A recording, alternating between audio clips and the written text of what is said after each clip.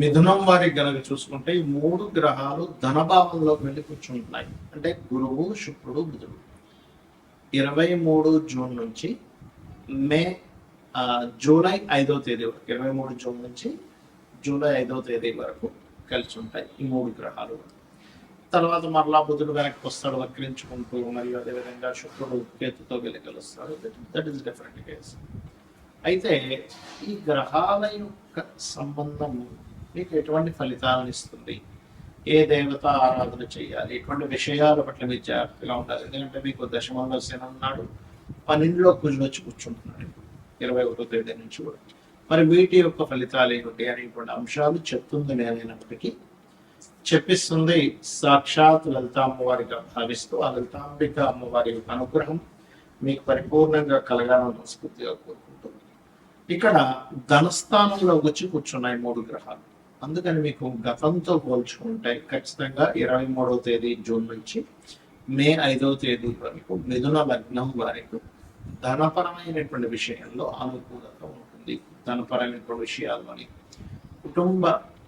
కుటుంబీకులు, కుటుంబ సంబంధించిన విషయాల్లో, కుటుంబ అభివృద్ధి కోసం చేసేటువంటి పనులతో చక్కగా అనుకూలత.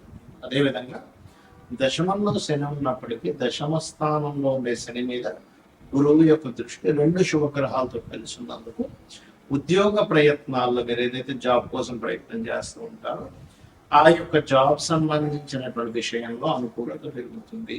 కొత్త జాబ్స్ వస్తాయి, జాబ్స్ కోసం చేసే ప్రయత్నాలు ఫలిస్తాయి. అయితే మరింత అనుకూలత రావాలి అంటే మీరు ఏం చేస్తారంటే నవగ్రహాల్లో ప్రత్యేకంగా మీరు కేతు గ్రహం దగ్గర, ఎందుకంటే ఇంటర్వ్యూ సాయం 3వ స్థానంలో చూస్తాం. కేతువు, కుజ, శని, రాహు గ్రహాల దగ్గర దీపారాధన చేయండి. ఓం మాణిక్య మకుటాకార జానుద్వయ విరాజితాయ నమః అని మంత్రం చేయండి. అన్ని విధాల మీకు బాగుంటుంది. మరియు ఇక్కడ ఎప్పుడైతే 12వ స్థానంలోకి కుజుడు వచ్చి కూర్చున్నాడో 6వ అధిపతి మీకు, కాబట్టి ఎట్టి పరిస్థితుల్లో 21వ తేదీ నుంచి ఒక 45 రోజుల పాటు ఇన్వెస్ట్మెంట్స్ జోలికి వెళ్ళకండి దయచేసి. 12వ స్థానంలో 6వ అధిపతి ఉండడం అనేది ఏంటంటే అప్పు చేసి ఇన్వెస్ట్మెంట్స్ చేయడం అనేటువంటి రాంగ్ స్టెప్ పడుతుంది. కాబట్టి ఈ విషయంలో జాగ్రత్తగా ఉండండి. 3లో కేతు ఉన్నది, కొంచెం కమ్యూనికేట్ చేసేటప్పుడు అవుతుంది, జాగ్రత్తగా ఉండండి. ఎందుకంటే 3లో ఉండే కేతు మీద కుజుడు దృష్టి కూడా ఉంది. మరి అనవసరంగా మిస్కమ్యూనికేషన్స్ అవుతున్నాయి ఎక్కువగా అనుకునేటువంటి వారు ఓం కర్పూర వీటి కామోద సమాకర్ష దిగంతరాయ నమః అని మంత్రం చేయండి. శని, రాహు, కుజ, కేతు 4 గ్రహాల దగ్గర దీపారాధన చేయండి. ఖచ్చితంగా అన్ని విధాల మీకు బాగుంటుంది. గ్రహాల యొక్క కలయిక ఏదైతే ఉందో ఇది గోచారంలో ఉన్నప్పుడు ఇచ్చే ఫలితాలు, జన్మజాతకంలో ఉండేటువంటి ఫలితాలు ఉంటాయి.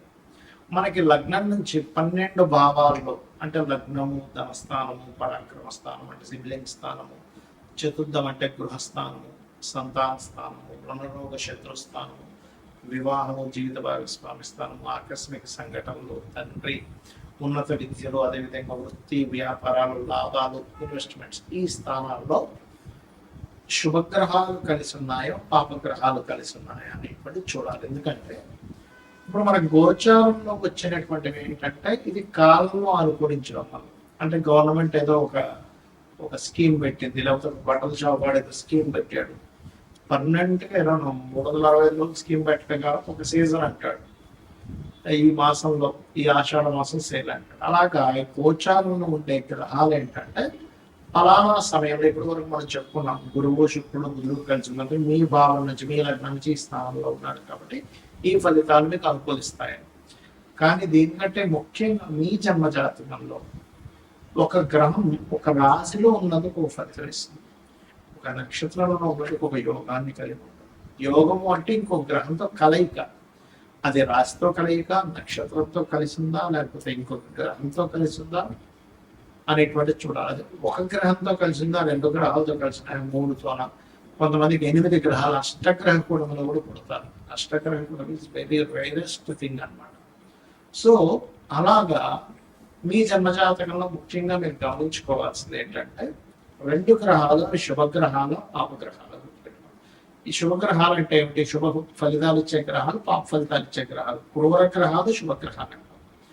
ఇవి అన్ని కూడా ఒక్కొక్క స్థానాల్లో ఒక్కొక్క ఫలితాలు ఇస్తాయి. ఎలాగా అంటే ఇప్పుడు శుభగ్రహాలు అంటే ఏమిటి? గురువు, శుక్రుడు, బుధుడు, పూర్ణచంద్రుడు, ఓకే, ఈ 4 కూడా చక్కటి శుభగ్రహాలు.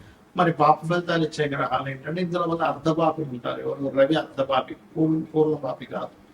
అదేవిధంగా క్షీణచంద్రుడు పాప అవుతాడు, పూర్ణచంద్రుడు శుభుడు అవుతాడు. అలాగే పాడైపోయినటువంటి గ్రహం ఏదైనా పాప అవుతుంది అంటే ఏంటి, నీచంలో ఉంది, పాపగ్రహాల మధ్య ఉంది, అది శుభగ్రహం కూడా పాప ఫలితాలు ఇస్తుంది. అయితే అందులో ప్రధానంగా మనం తీసుకోవాల్సింది రాహువు, కేతువు, శని, కుజ, ఈ 4 ప్రధానంగా పాపగ్రహాలు. రవి అర్ధపాపి అవుతుంటాడు. సిచ్యువేషన్స్ బట్టి గ్రహాలు మారిపోతుంది. అయితే ఇక్కడ మీరు అర్థం చేసుకోవాల్సింది, శుభగ్రహాలు మీకు కంప్లీట్ గా మీ యొక్క లగ్నం నుంచి, లగ్నంలో కానీ, ధనస్థానం అంటే 2వ స్థానంలో కానీ, 4లో కానీ, 5లో కానీ, 7వ భావంలో కానీ, అదేవిధంగా మీకు లాభభావంలో కానీ శుభగ్రహాలు కలయిక మంచి ఫలితాలు ఇస్తుంది. దీంతో పాటు పోర్ట్ఫోలియో కూడా చూడాలి. మరి క్రూర గ్రహాలు ఏంటంటే ఇవి కూడా మంచి ఫలితాలు ఇస్తాయి. ఎక్కడ ఇస్తాయని చెప్తాను. 3వ భావంలో అంటే పరాక్రమం. మీకు ధైర్యంగా ఒక పని చేయాలంటే క్రూర గ్రహాలు లేకుండా, అంటే ఏమిటేమిటి, రవి కుజులు కావచ్చు, శని కుజులు కావచ్చు, అదేవిధంగా మనకి కుజుడు రాహువు కావచ్చు, కుజుడు రవి కావచ్చు.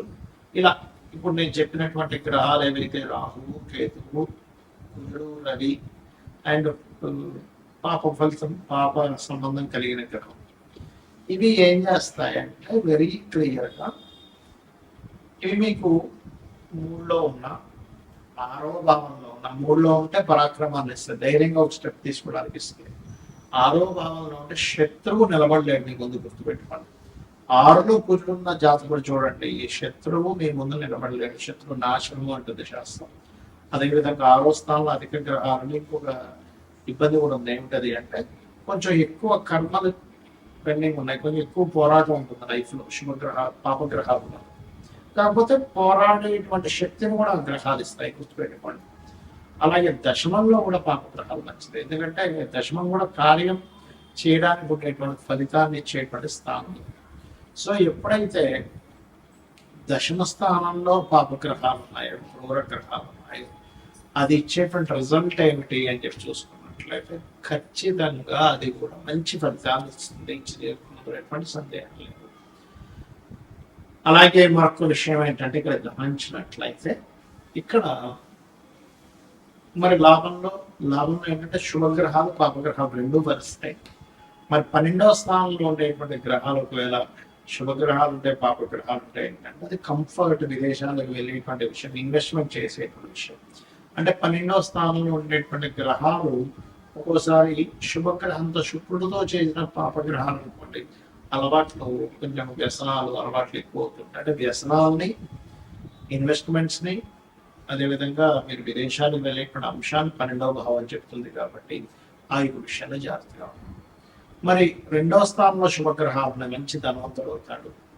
కలయిక ఎక్కువ గ్రహాలు, శుభగ్రహాలు పాపగ్రహాలు కలయిక ఉందనుకోండి, కుటుంబ సభ్యులతో ఎప్పుడూ ఏదో ఒక పేచి, కుటుంబ సభ్యులు ఇతనికి సపోర్ట్ చేయకపోవడం, లేకపోతే ఇతని కుటుంబ సభ్యులతో కలవలేకపోవడం అనేటువంటిది జరుగుతుంది. కాబట్టి ఎప్పుడూ కూడా శుభగ్రహాలు, పాపగ్రహాలు రెండూ మంచివే, కానీ అవి ఎక్కడ ఉంటే ఎటువంటిది అనేటువంటి చూసుకోవాలి. ఎలా అంటే ఇప్పుడు చిన్న ఎగ్జాంపుల్ చెప్తానండి. మనకు మెడ ఉంది, మెడ దగ్గర మూవింగ్ అయ్యేటువంటి మజిల్ ఉండాలి, అంతేగాని స్టిఫ్గా ఈ చేయి దగ్గర ఉన్నట్టుగా స్టిఫ్గా ఉండేది ఉంటే ఇక్కడ పనికిరాదు. ఎందుకంటే చూడలేము, తిరగలేము, మాట్లాడలేము, అటు ఇటు తిప్పలేము మనం. అంటే ఇది మూవింగ్ అయ్యేలా ఉండాలి, అంతే కదా. కాళ్ళకి, మోకాళ్ళ దగ్గర మూవ్ అవ్వాలి, కానీ కింద కాళ్ళు, పై భాగం తొడ దగ్గర మూవ్మెంట్ ఉండకూడదు. ఎందుకంటే అక్కడ ఉంటే మనిషి నిలబడలేదు. అంటే మన యొక్క శరీర భాగాలలో ఎక్కడ మీకు బెండ్ అవ్వాలి, ఎక్కడ బెండ్ అవ్వకూడదు అనేటువంటి సిస్టమ్ ఎలా అయితే భగవంతుడు క్రియేట్ చేశాడో, గ్రహాలు కూడా పరాక్రమం ఉండాలంటే ఉండాలనుకుని 3వ గ్రహంలో పాపగ్రహాలు ఉండాలి. శత్రువుపై జయం ఉండాలి, లేదా కాంపిటేటివ్ గా తీసుకోవాలి, లేదా కాంపిటీషన్ గా ఫీల్ అవ్వాలి, లేదా అంటే 6వ భావంలో పాపగ్రహాలు ఉండాలి. అది చాలా మంచిది. మరి ఎటువంటి ఒడిదుడుకులు వస్తున్నా నేను కెరీర్లో నిలబడాలంటే దశమంలో పాపగ్రహాలు. అయితే సహజంగా ఈ పాపగ్రహాలు 3, 6, 12 దశమ స్థానాల్లో ఉంటే చాలా మంచిది, లాభ స్థానంలో ఉంటే కూడా మంచిదే. కానీ శుభగ్రహాల ప్లేస్లో శుభుడు, పాపగ్రహాల ప్లేస్లో పాపలు ఉన్నప్పటికీ కూడా పోర్ట్ఫోలియోస్ అంటాయి. అంటే ఏంటి, ఆ పాపగ్రహాలు మీకు అక్కడ మంచిని ఇస్తుందా, లేకపోతే ఇబ్బందిని ఇస్తుందా అంటే ఎలాగా. ఆరులో పాపగ్రహాలు ఉన్నాయండి, కానీ అవి ఎప్పుడు ఏదో ఒక కోర్టు కేసుని గొడవలనే చూపిస్తుంది అనుకోండి, అది ఇంకా పెద్ద తలనొప్పి కదా. అందుకని మీరు ఏం చేయాలి, ఎక్కువగా మీకు గొడవలు అవుతున్నాయి, ఆరులో ఉండే పాపగ్రహాలకు సంబంధించిన దానం ఇవ్వండి. ఎందుకంటే పూర్వజన్మ కర్మస్థానాలకు ఆరో స్థానం, అంటే మీ డైలీ లైఫ్ ఎలా ఉంటుందని చెప్పేది ఆరో భావము. గొడవలు అవుతున్నాయి, అప్పులు అవుతున్నాయి, ఎప్పుడు ఏదో ఒక ఘర్షణ ఉంటుంది నా లైఫ్లో అన్నప్పుడు మీ లగ్నం నుంచి, అంటే మీరు మేషం నుంచి మీనం వరకు ఏ లగ్నమో తెలుసుకొని అక్కడ నుంచి ఆరో స్థానంలో ఉండే గ్రహాలకు దానం ఇవ్వండి. 5వ భావంలో ఉండే గ్రహానికి సంబంధించిన మంత్రం చేసుకోండి. అన్ని విధాలు మీకు శ్రీమాత్రయ్య.